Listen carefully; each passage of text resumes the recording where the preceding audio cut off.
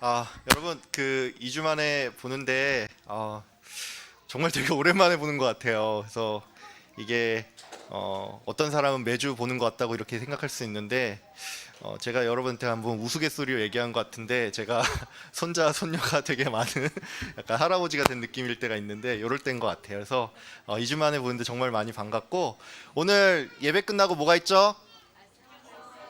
예, 성경 암송대회가 있어요. 성경 암송대회인데 올해 마지막 성경 암송대회라서 제가 올해 성경 암송대회 책정된 예산 나머지를 다 써야 되기 때문에 제가 선물을 굉장히 좀 풍성하게 좀 준비를 했으니까 즐거운 마음으로 또 참여를 하는 그런 시간 됐으면 합니다. 예, 오늘은 받은 은혜를 방종으로 바꾸지 말라라는 제목으로 함께 말씀을 나누도록 하겠습니다. 올해 4월부터 약 8개월가량 이제 신약의 서신서들을 살펴봤는데 이제 오늘은 그 마지막으로서 이제 유다서를 보도록 하겠습니다. 유다서는 요한 2서나 3서처럼 한 장밖에 되지 않는 짧은 서신으로서 대략 1세기 후반쯤에 작성이 돼서 소아시아에 있는 여러 교회에 보낸 편지입니다. 이 편지는 편지의 저자인 유다가 과연 누군지 또 유다서에 인용된 내용 중에 일부가 구약 성경에 없다는 점 때문에 이 유다서가 과연 성경에 포함되는 게 맞는지 이에 대한 논란이 좀 있습니다. 제가 처음 설교를 작성을 했을 때는 이에 대한 설명을 쭉 적었는데 이 설교가 너무 길어지는 관계로 이제 결론만 말씀을 드리면 예수님의 형제 중에 유다라는 사람이 유다서를 썼고 또 당시의 성도들은 구약의 외경뿐만이 아니라 여러 전승된 자료들도 함께 읽었기 때문에 이런 내용이 편지에 인용이 된다고 해서 우리가 굳이 이 유다서의 정경성을 의심할 필요는 없다는 것입니다. 이 편지는 거짓 교사의 특징을 설명을 하면서 그들을 주의하라라는 내용이 이제 주된 내용인데 특별히 유다는 구약에 나오는 3명의 배교자, 즉 가인과 발람 또 고라의 예를 들어서 거짓 교사들이 이들과 같은 특징이 있고 이들의 말에 동요하지 말 것을 좀 권면했습니다. 제가 보통 이제 서신서 설교를 할 때 편지의 배경과 함께 본문을 한 절씩 주애를 하는 편인데 오늘 이 유다서는 분량이 한 장밖에 안 되고 또 여러분이 이제 집에 가서 직접 읽어 보시면 특별히 막히는 부분이 없이 쭉 이해가 될 테니까 오늘은 바로 적용으로 들어가서 이제 여러분께 몇 가지 권면을 드리겠습니다. 유다는 거짓 교사들이 하나님께 받은 은혜를 방종으로 바꾸며 또 예수 그리스도를 부인하였다라고 설명을 했습니다. 이것은 다른 말로 성도가 이들의 가르침을 따라서 방탕한 삶을 살거나 예수님을 부인하는 그런 잘못을 범하면 안 된다는 말이죠. 여기 계신 많은 성도님들은 이렇게 굉장히 피곤한 주일 아침에 아이들까지 데리고 이 영화부 예배를 참석을 했기 때문에 저는 여러분들 중에 그 누구도 예수님을 부인하는 분은 없을 거라고 생각을 합니다. 그래서 오늘 저는 은혜를 방종으로 바꾸지 말라라는 내용을 가지고 여러분께 3가지 권면을 드리겠습니다. 권면에 앞서서 여러분께 좀 여쭤보겠습니다. 여러분은 은혜를 방종으로 바꾼다는 게 뭐라고 생각을 하십니까? 여러분은 아마도 우리가 죄 용서를 받았는데 그로 말미암아 얻은 자유를 가지고 내 마음대로 살아가는 이것이 곧 은혜를 방종으로 바꾸는 일이다 이렇게 생각을 할 수가 있는데 여러분 이것은 일단 맞는 생각입니다. 근데 조금 더 정확한 의미를 살피자면 이것은 1차적으로는 성적 방종에 대한 지적입니다.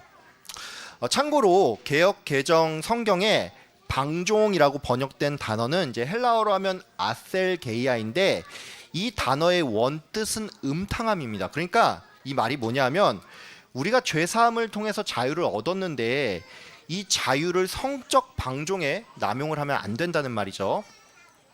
유다서의 수신자들은 문화적으로 볼 때 헬레니즘 아래에 있던 사람들이고 이들은 과거에 각종 이방신을 섬기던 사람들이었습니다. 이들은 이방신을 섬기는 과정 중에 신전 창기들과 또 제사에 참여한 사람들과 각종 문란한 성관계를 가졌는데 이렇게 살아오던 사람들이 복음을 들은 후로는 더 이상 이 악한 풍습을 따르지 않았다는 것이죠. 문제는 이 죄라는 것이 내가 싫은데 막 억지로 죄를 범하는 게 아니고 이 죄를 범할 때 또 그 나름의 어떤 뭐 쾌락이 있지 않습니까? 그래서 당시의 소아시아 교회 성도들도 과거의 본성에 따라서 다시 그 방종의 길로 돌아가고 싶은데 때마침 거짓 교사들이 와서 이제 우리가 그 어떤 죄책감에 시달리지 않아도 된다라고 하니까 사람들이 이때다 싶어서 다시 그 죄악된 길로 돌아갔다는 것입니다. 그렇기 때문에 유다는 이것을 지적할 목적으로 1차적으로는 성적 방종을 경계하라는 차원에서 이 권면을 했다는 것입니다. 근데 여러분이 여기까지 들으면 이 권면이 지금의 나에게는 해당되지 않는다라고 생각을 할 수가 있습니다. 왜냐하면 요즘 이 시대는 뭐 아주 특별한 이단 사이비가 아닌 이상 그 어떤 종교도 예배를 드리는 방식에 있어서 성적인 제의가 없기 때문입니다. 이건 바꿔 말해서 성도뿐만이 아니라 그냥 평범한 사람조차 이 유다가 지적을 했던 우상 숭배와 관련된 이 성적인 죄를 범하는 사람이 거의 없다는 것입니다. 여러분, 근데 여러분이 기억해야 할 게 있습니다. 그게 뭐냐면 은혜를 방종으로 바꾼다는 것은 이 방금 언급드린 이 성적인 것뿐만이 아니라 성도가 나의 욕심에 이끌려서 이것을 충족시키는 데에만 관심이 있을 때 이것이 또한 은혜를 방종으로 바꾸는 일이라는 것입니다. 유다는 거짓 교사가 이성이 없는 자로서 특별히 자신의 욕심에 따라 경건하지 않은 정욕대로 행한다라고 말을 했습니다. 이것은 다른 말로 성도가 죄악된 본능에 따라서 내 욕심에 충실한 삶을 살아갈 때 이것이 곧 은혜를 방종으로 바꾸는 일이라는 것입니다. 앞서서 제가 내 욕심에 따라서 살아가는 것이 은혜를 방종으로 바꾸는 거라고 설명을 드렸는데 여러분들은 아마도 저의 이 말이 좀 불편하게 느껴질 겁니다. 이건 왜 그렇습니까? 이것은 대부분의 성도들이 내가 예수님을 믿는다고는 하지만 내 삶을 돌아보자니 내 욕심 채우는 일에 내가 너무나 관심이 많기 때문입니다. 여러분, 성도에게 있어서 가장 큰 고민은 무엇입니까? 혹시 여러분의 몸에 병이 있는데 이 병이 낫지 않는 게 가장 큰 고민거리입니까? 여러분, 물론 우리가 이런 현실적인 고민들이 분명히 있죠. 근데 여러분, 방금 언급드린 이것은 예수를 믿지 않는 사람에게도 역시나 고민거리입니다. 즉, 이 말은 성도에게 있어서 가장 큰 고민은 성도의 본질과 늘 관련되어 있고, 그래서 우리는 성도로서 성도답지 않은 것 같은 내 모습이 늘 고민거리고 짐이 된다는 것입니다. 여러분, 그런 의미에서 이제 첫 번째로 권면을 드리는데, 여러분, 내 모습이 비록 성도다워 보이지 않고 그로 말미암아서 내 마음이 좀 불편할지라도 이것을 회피하거나 타협하는 것이 아닌 이것을 있는 그대로 직면하는 여러분 다 되길 바랍니다. 이와 관련해서 제가 저의 지인 2명의 이야기를 좀 드리겠습니다. 제가 직장 생활을 했을 때 이야기인데, 제가 입사한 지 얼마 안 됐을 때 같은 팀에서 근무를 하던 이제 저보다 5살이 많던 선배가 한 명 있었습니다. 이 선배는 제가 입사를 하고 나서 얼마 안 된 시점에 결혼을 했는데, 제가 결혼 전에 이제 사석에서 어떻게 형수님을 만났는지 물어봤는데, 자기가 초등학교 6학년 시절에 교회 주일학교에서 형수를 처음 만났고 한동안 못 보다가 결혼하기 1년 전에 이 초등학교 동창회에서 우연히 다시 만나서 이렇게 결혼까지 하게 됐다라고 저한테 말을 해줬습니다. 근데 제가 이제 이 얘기를 듣고 나서 이제 얼마 뒤에 그 선배 결혼식에 참석을 했는데, 어떻게 된 건지 이 결혼식을 예배로 드리지 않는 것이었습니다. 그래서 저는 이게 좀 궁금해서 이제 나중에 대리님, 전에 듣기로는 이 형수님을 교회에서 만났다고 들었는데 왜 결혼식을 예배로 드리지 않습니까? 뭐 이렇게 물어봤는데, 그 선배의 말이 그때는 둘 다 교회를 다녔는데 지금은 둘 다 교회를 다니지 않는다는 것이었습니다. 저는 이게 좀 궁금해서 이제 그 선배에게 왜 교회를 떠났는지 다시 물어봤는데, 그 선배 말이 교회에서는 항상 뭘 해라 하지 말라라고 하는데 자기 자신을 보니까 자기가 영 성도가 같지 않아 보이고, 그래서 이게 마음이 늘 불편했는데 오히려 교회를 떠나니까 그 불편함이 사라졌다는 것이었습니다. 제가 또 다른 이야기를 하나 드리겠습니다. 제가 청년 시절에 이제 저랑 그 청년부 같은 셀에 있던 형제님 한 분이 있었는데, 이 형제님은 수련회 기간 중에 이제 회심의 체험을 하고 나서 이전까지는 자기가 아무 생각 없이 저지르던 일들이 죄라는 것을 깨닫고 그때부터는 늘 죄와 싸우기 위해서 이 분투를 한다는 이런 얘기를 셀 모임 때 했습니다. 근데 그러던 어느 날 이 형제님이 청년부 지체들한테 자기는 이제 더 이상 죄의 문제에 얽매이지 않고 마음이 굉장히 편해졌다는 그런 말을 하는 것이었습니다. 제가 그때 감리교 교회를 출석을 했거든요. 근데 감리교 교회는 종종 이런 말을 합니다. 사람이 완전 성화가 될 수 있다라는 그런 말을 하거든요. 그래서 저는 이 친구가 완전 성화가 됐나 보다 싶어가지고 그 비결이 뭐냐라고 물어봤는데 이 형제님은 저한테 나는 이제 구원의 확신이 있기 때문에 더 이상 죄의 문제로 흔들리지 않는다라는 그런 말을 하는 것이었습니다. 당시에 저는 이렇게 확신에 찬 그 형제의 발언이 좀 부러웠고 이 형제가 어떤 고민을 해결했구나라고 막연히 그렇게 생각을 좀 했습니다. 문제는 그 이후였습니다. 이 형제는 구원의 확신을 얻는 것까진 좋았는데 그 이후로 끊었던 담배를 다시 피기 시작했고 여러 사람들과 술자리를 가지는가 하면 이 교회 안에서도 이 복잡한 이성관계를 유지하면서 또 그걸 그 당시에 유행을 했던 그 싸이월드 홈페이지에 자꾸 올리는 것이었습니다. 저는 그래서 이제 이 형제에게 야, 네가 술 마시고 담배도 필 수 있는데 이걸 자꾸 홈페이지에 올리면 그걸 보는 누군가는 시험에 들지 않겠냐? 이렇게 질문을 했는데 이 형제님이 저한테 야, 나는 내 나름의 신앙이 있고 자유도 있는데 네가 뭐라고 나한테 이래라 저래라 이렇게 말을 하냐? 이렇게 답을 하는 것이었습니다. 여러분도 이제 이런 사람을 뭐 봤겠지만 기독교 관점에서 볼 때 이 윤리적이지 않은 행동을 하면서도 내 나름대로 신앙이 있다고 말을 하는 사람들은 조언을 듣지 않는 문제도 있지만 무엇보다도 다른 성도들에게 정말 큰 해악을 끼친다는 그런 문제가 있습니다. 방금 전에 제가 제 지인 2명의 이야기를 드렸는데 여러분 이 이야기를 보면 알 수가 있지만 내 양심이 괴롭다고 해서 이것을 회피하는 것도 또 신앙을 타협하는 것도 결코 옳지 않다는 것입니다.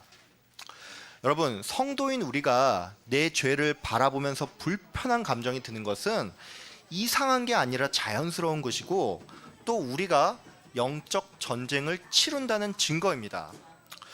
그러니까 여러분 좀 아이러니하더라도 이 불편함을 외면하는 것이 아닌 항상 바라보고 직시하는 여러분 다 되길 바랍니다.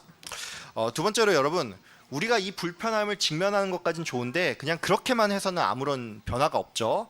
그런 의미에서 말씀을 드리는데 여러분 성도답게 살기 위해서 말씀을 항상 가까이 하는 여러분 되길 바랍니다. 유다는 오늘 본문에서 너희가 본래 모든 사실을 알고 있으나 다시 생각나게 하고자 이 편지를 썼다라고 말을 했습니다. 여러분도 이런 얘기 들어봤겠지만 성경을 여러 번 통독한 사람들이 공통적으로 하는 말이 있습니다. 그게 뭐냐면 성경은 읽을 때마다 새롭다는 것입니다.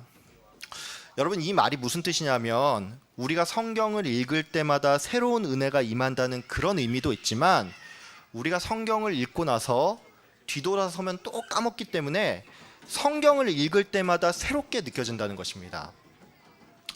유다는 거짓 교사가 꿈꾸는 사람, 즉 몽상에 빠진 사람이며 자기가 모르는 것은 일단 비방하고 짐승처럼 자기 본능을 따른다라고 말을 했습니다. 여러분 성도인 우리들 또한 말씀을 잊으면서 살 때 내 망상에 빠져서는 그때그때 죄악된 본능을 따를 수밖에 없습니다. 여러분 작심삼일이란 말 있지 않습니까? 우리가 의지를 가지고 무언가를 시작을 해도 3일 정도 지나면 이것을 포기한다는 말이죠. 여러분 왜 대부분의 사람들이 중도에 이 포기하는지 아십니까?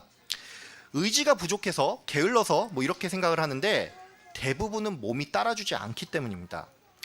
쉽게 말해서 목표는 있는데 체력이 안 따라오고 뇌에 공급되는 에너지가 없으니까 이걸 억지로 쥐어짜다가 대부분 지쳐서 포기한다는 것입니다. 여러분 육체의 일도 뭔가를 감당하려는 그만한 체력과 에너지가 있어야 하는데 영적인 일은 더하면 더했지 덜하지는 않다는 것입니다. 성도가 성도답게 살려면 영적인 전쟁을 치러야 합니다. 다른 말로 영적인 에너지가 없으면 전쟁을 아예 치를 수가 없다는 것입니다. 여러분, 내 힘을 의지해서 싸움을 이어간다는 것은 그래도 그 노력 자체는 좀 높게 평가해야 하는 거 아닙니까? 뭐 이렇게 생각을 할 수가 있는데, 여러분, 이것은 여러분의 생각과는 다르게 가장 안 좋은 방법입니다. 여러분, 내 힘을 의지해서 죄악된 일을 끊겠다는 것은 오히려 그 욕망을 계속 참다가 그 죄를 범하는 일이기 때문에 오히려 죄를 더 달콤하게 만듭니다. 우리는 성경을 읽어야지만 거기서 힘을 얻고 성도답게 살 수 있습니다. 성경 말씀은 하나님의 감동으로 된 것으로 성도를 하나님의 사람으로 온전하게 만들며 또 선한 일을 행할 그 능력을 갖추게 한다라고 성경은 말하고 있습니다. 여러분, 성도는 자기 힘으로 성도답게 살 수가 없습니다. 그러니까 여러분 모두 말씀 읽는 일에 힘쓰시고 이를 통해서 이 영적인 에너지를 얻어서 성도답게 살아가는 여러분 다 되길 바랍니다. 마지막으로 여러분, 은혜를 방종으로 바꾸지 말라는 이 주제와 관련해서 이제 좀 실천적인 제안을 좀 드리겠습니다. 여러분, 성도답게 살기 위해서 특별히 미디어를 좀 금식을 하시고 무엇보다 이 스마트폰 사용을 좀 줄이길 바랍니다. 여러분들 중에 일부는 저의 이 권면을 들으면서 이게 오늘 본문과 무슨 상관이 있지? 뭐 이런 생각을 할 수가 있는데, 여러분, 제가 이렇게 말씀드린 데는 이유가 있습니다. 현대의 성도들은 내가 성도답게 사는 일이 그 어느 때보다 힘듭니다. 제가 이렇게 말씀을 드리는 까닭은 지금 이 시대의 문화가 이전과 달리 점점 악해져 간다는 그런 의미도 있지만, 무엇보다 지금 이 시대가 다른 그 어느 때와도 다르게 이 죄악된 문화를 접하고 소비하는 일이 너무나 쉬운 세상이 됐다는 것입니다. 우리는 스마트폰 하나로 바로바로 내가 원하는 걸 구하고 또 찾을 수가 있습니다. 어떤 분들은 이것에 대해서 그거는 그냥 문명이 발전했다는 증거이지 여기에 무슨 도덕적인 잣대를 들이대냐 뭐 이렇게 반문을 할 수가 있는데, 여러분 근데 한번 생각을 해보길 바랍니다. 우리가 원하는 걸 바로 찾고 구할 수 있다는 것은 바꿔 말해서 내가 내 죄악된 욕심과 욕망을 바로바로 실현한다는 것을 의미하고, 이게 정말로 무서운 것은 이런 방식으로 내 욕심을 채우는 것은 중독의 형태로 남아서 우리가 끊임없이 내 욕심에 따라서 살아가게 만든다는 것입니다.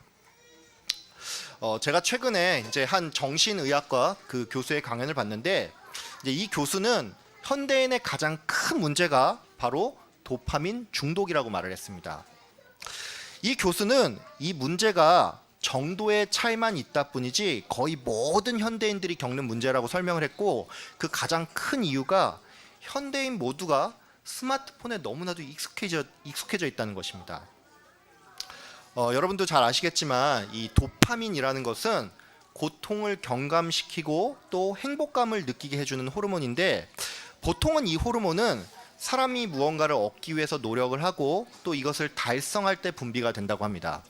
예를 들어서 이제 어떤 한 사람이 공부를 열심히 한 끝에 이 좋은 시험 결과를 얻으면 그때 이 사람의 뇌에서 도파민이 분비가 된다는 것이죠.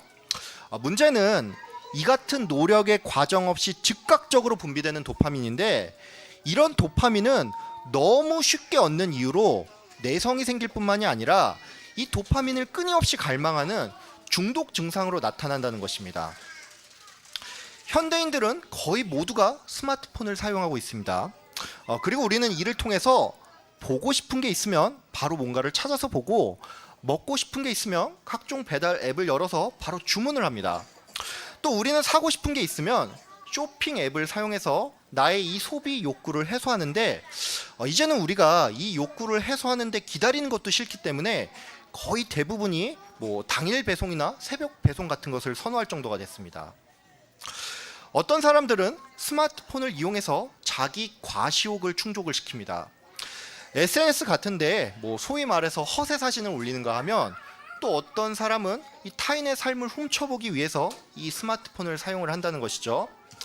어떤 사람은 자신의 성적 욕망을 채우려고 음란물을 보거나 성매매 관련 사이트에 접속을 한다든지, 또는 부적절한 만남을 가지려고 이 스마트폰을 활용을 한다는 것입니다.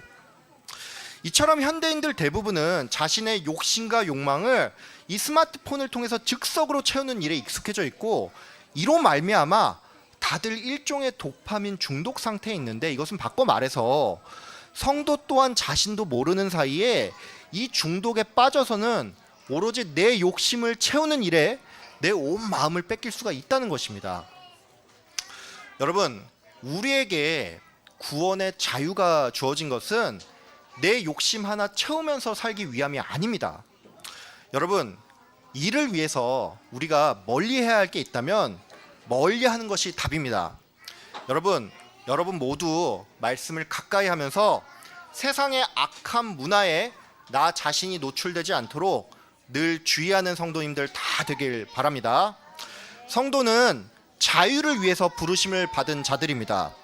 여러분, 우리에게 주어진 자유로 육체의 기회를 삼지 말고 사랑으로 종노릇하며 성도로서 성도답게 살아가는 여러분 다 되시길 주의 이름으로 축복합니다.